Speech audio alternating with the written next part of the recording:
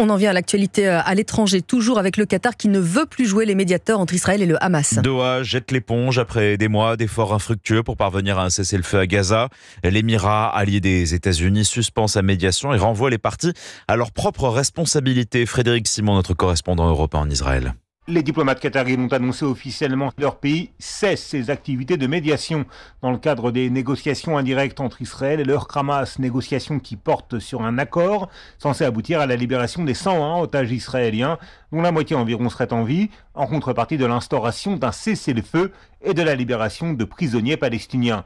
Le Qatar motive sa décision par le blocage des pourparlers qu'il attribue à un manque de bonne volonté tant de la part du Hamas que de celle du gouvernement israélien. L'Égypte reste donc officiellement le seul pays à être en contact tout à la fois avec les négociateurs israéliens et avec la direction de l'organisation islamiste palestinienne.